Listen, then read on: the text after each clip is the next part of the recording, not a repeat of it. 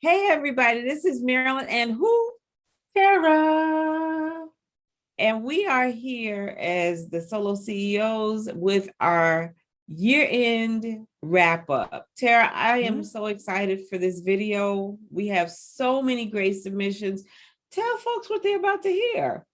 Right. So what we realized is the best advice comes from your friends, your peers, the people in the trenches, everybody that's been doing this life that we have. And so we went to the community and we said, give us your best advice. What did you learn in 2021? What funny stories do you want to share? Right? Bring it to the table so we all can learn from it. So what you're about to witness, oh my God, you are so lucky. We are so lucky. What you're about to witness is some of the advice that we got from our network. And so some of the people were videos, sometimes they just sent a statement, but every last one of them, I will tell you, is something that you can learn from, apply to your business, apply to your life, and face 2022 feeling refreshed, renewed, and ready. So get your notepad out right now and get ready, because here it comes. Hi, I wanted to share with you my funny. Since the pandemic, I've been sending out messages to my clients and to the marketplace. And one of the first ones that I did was one where I was introducing myself. And it took me 4 takes to let everybody know what my name was. And I was stuck on hi, hello, hi. And I couldn't figure out what the next phrase was going to be, which was, my name is Gail Burks. I forgot my name, folks. So make sure you have your cue cards ready, because something as simple as your name can get forgotten in the conversation.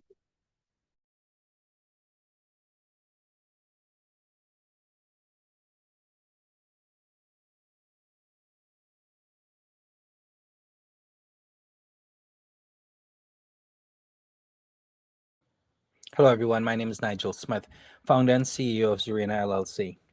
I'm an entrepreneur. I'm a strategist. When a company establishes a vision statement, everything that company does should align 100% with that vision. Otherwise, it represents waste and should not be done. Similarly, we all have our own personal vision statements or reason for being or why. Yet when we think about every day, every week, every month, every year, how much of our precious time is aligned with our reason for being? And if it's not, why are we doing it? So take a typical week. When you take out, time for sleeping, we have roughly 120 hours left. Most of us are spending at least 1/3 to half of our time working, building a career. Is your work or career aligned with your why, with your reason for being? If it is, great. If it's not, you may feel that hollow experience inside, and you may ask, why am I doing this, right?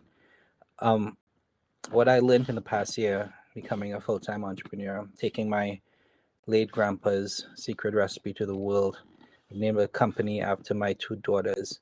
I'm doing things that's aligned with my personal reasons for being, which is being a good dad, being a good husband, honoring my family, setting an example for others to follow.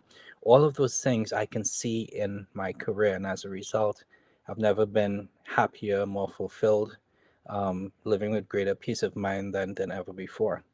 So my words of wisdom for you is to really step back, think about why you tick, like what is your why, what is your reason for being, and just really take an audit of all the things you're doing every single day, including your career. And if there's no alignment, think about ways of fixing that so that you can be happier and more fulfilled. God bless. Hello, beautiful people. I am Sherry Moore. I am a music artist. And as a music artist, I like to consider myself an artistpreneur, a solopreneur.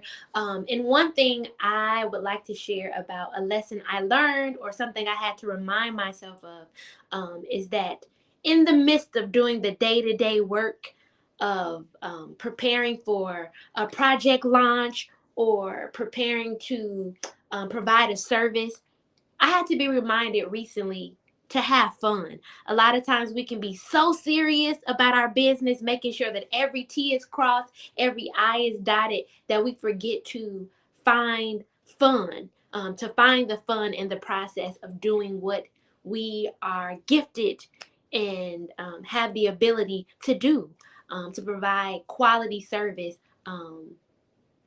to people. So sometimes we get so caught up in the day to day that we forget to find ways to have fun and find joy in what it is that we provide to others. So recently I was reminded of that this year when I was working on a particular virtual concert. I was so overwhelmed with all of the day-to-day tasks that I had to remind myself, how can I have fun in this process? And I allowed myself to have fun in the marketing and the promotional side of things. So just getting creative. So that's a lesson learned that I had to be reminded of, because 2020 was a rough year. So 2021 allowed me to remember to have fun and lighten up. So that is that. Have a good day.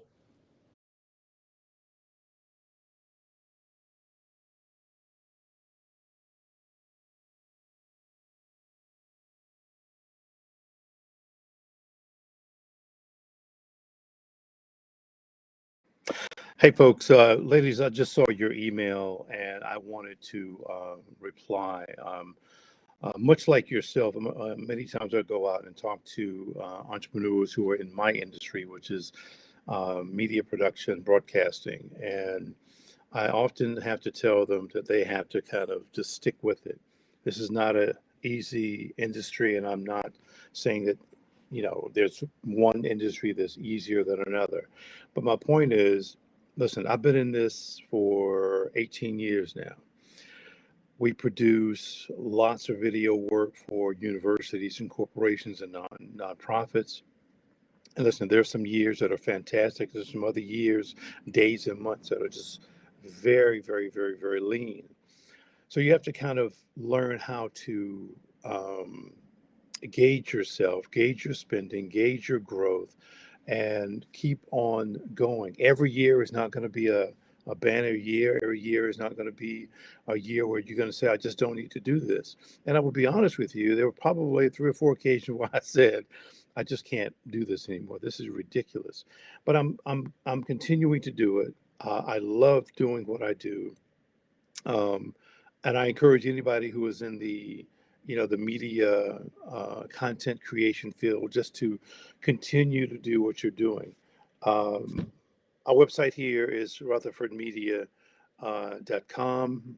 If you need to reach me, of course, just go to the website and look up the information on that. But again, I wanted to share with you um, some of my thoughts about owning a business and running a business and doing what you have to do on a day-to-day basis. Trust me, there's a ton more that I could talk about, a ton more. But anyway, let me go ahead and run. I'm glad to see this up and running. So guys, have a good one.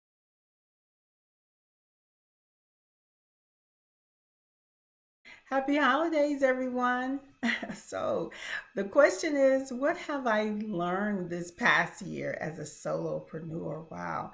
So, I think one of the things that I've learned that's very, very important when you're a solopreneur is to invest in self care. 2020 was a very difficult year for all of us with the social distancing, with the slow in corporate.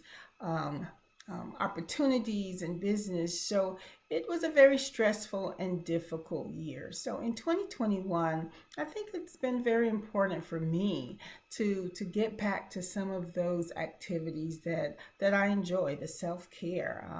We're not, so confined to the house anymore. So getting out and really trying to invest time for ourselves in some self-care activities, and also connecting to our network again. We were basically closed down for a year and a half. So, those little activities like meeting colleagues at Starbucks for a cup of coffee, they mean so, so much to us solopreneurs to get out and be visible and connect with our network. So those are the two things that I concentrated on in 2021, and I hope to continue to invest more time in those activities in 2022. Have a great holiday season, and thank you so much.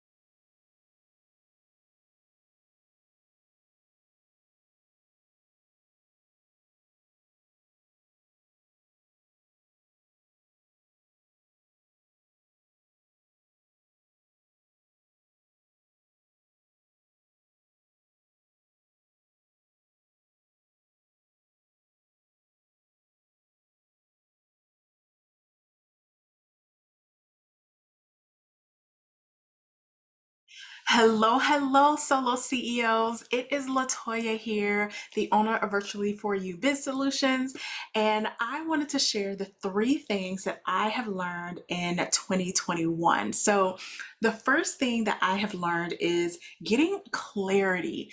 Clarity, not just about your business goals, but clarity around the life that you want. That is something that truly has helped me because now that I am much clearer about the life that I want, I can build my business around that. I can build my business in a way that will support the life that I want.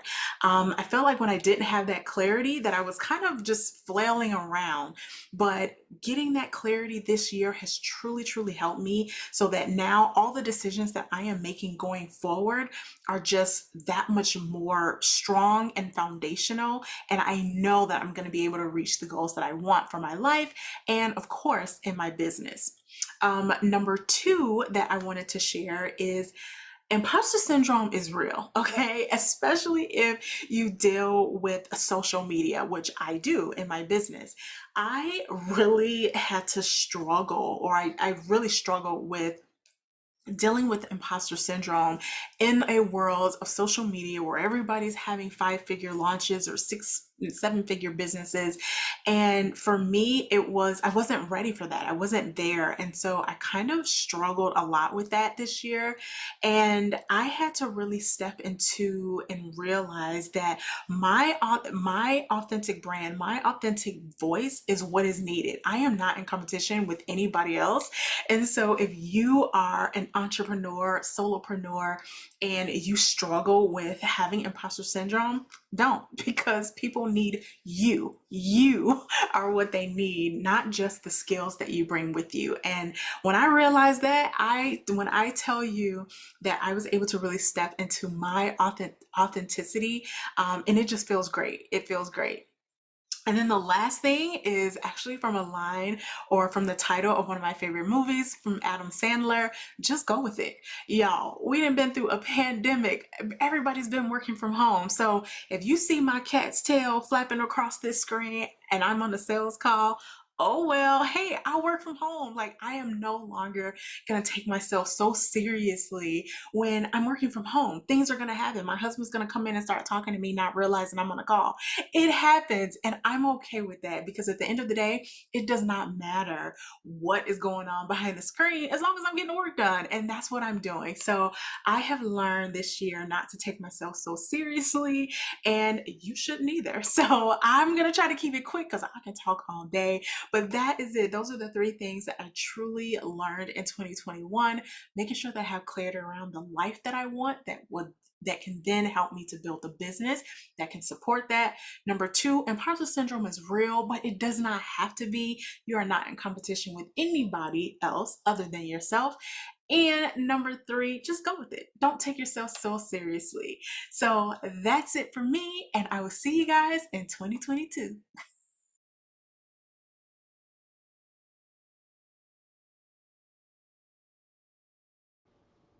Hi, I'm James Humbert with ESI Fire and Security, a commercial fire and security company based out of Houston, Texas. Funny story.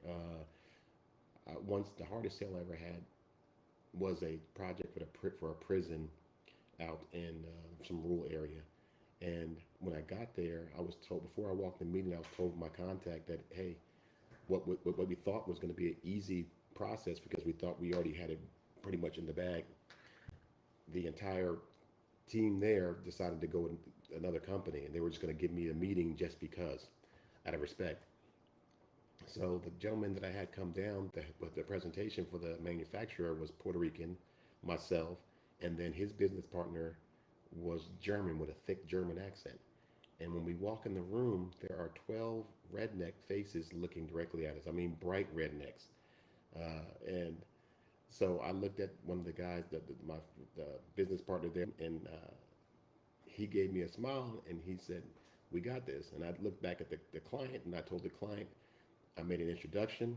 I talked a little bit about the system and what they had before and our competitors and why our competitors were able to drop their pricing because they didn't give you the good quality service they should have the first time. And then Alex, the Puerto Rican gentleman, took it from there. And an hour and a half later, We had 12 rednecks that were saying no, all said yes. And the reason I like that story is because you can't judge a book by its cover. You can walk into a room sometimes and automatically have a prejudgment that it's not going to go your way. But if you always think that you're going to win, eventually you do. And so you have to keep that winning mindset that doesn't matter who's in the room, what they look like, how they talk, what they say, you came there to close the deal.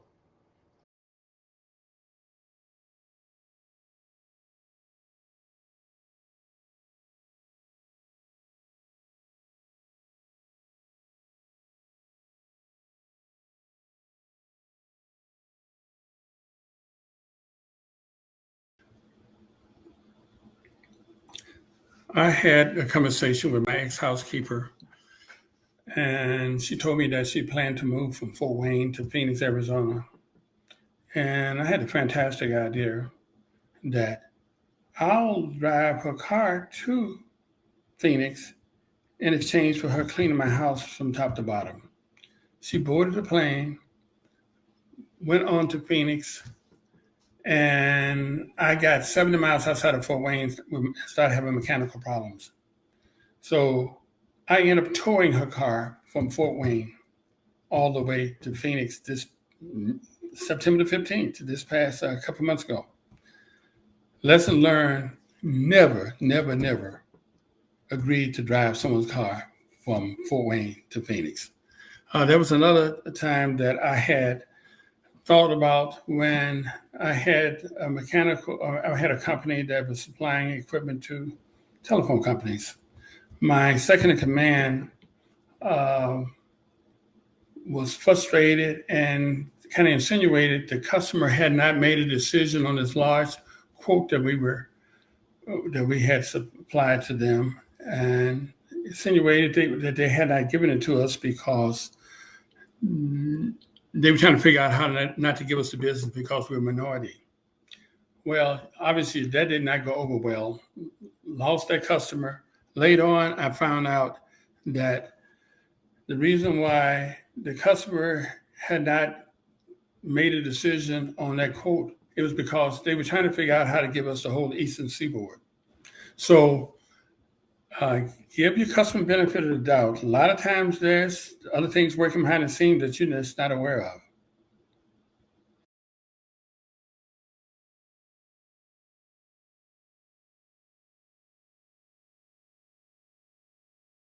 Hi, I'm Orlando Espinosa with M&L Media, and one of the best lessons that I've actually learned to scale and grow my business has been not to overthink it. And that's one of the key things that I always share with businesses. Don't overthink it. Don't overcomplicate it. Simplify everything that you do. And one of the key things is create things in phases. The moment that you start creating things in phases, it's going to actually help you realize and find that success that you're actually looking for in order to grow and scale your business. So the key element is don't overthink it. Simplify it, and you're going to actually realize that by simplifying everything that you do within your business, you're going to lead a happier life, and you're going to be able to accomplish the things that you are setting out to do in order to take your business to the next level. Thank you. So Tara, do you think that everybody was as inspired to see those videos as we were to see them? Okay. If you weren't, something's wrong with you. Yeah. Okay. Because there were nuggets of truth laid out all across the board. Yes. All right. So, and if you didn't get it, go look at those videos and read those statements again, because some of that stuff takes some unpacking to do. Yes. Thank you to everyone who submitted a comment, a statement, a video. Thank you for actually paying attention and watching it, because you investing in yourself and investing in us, we know that you don't have to do this. It's important to us and hopefully to your growth. Thank you for just being in our community for this whole time. And we cannot wait to see you in 2022. Definitely. So to everybody, happy holidays and have a wonderful rest of 2021, but get ready because we're going to knock it out the ballpark in 2022. Yes. Bye, y'all. Bye.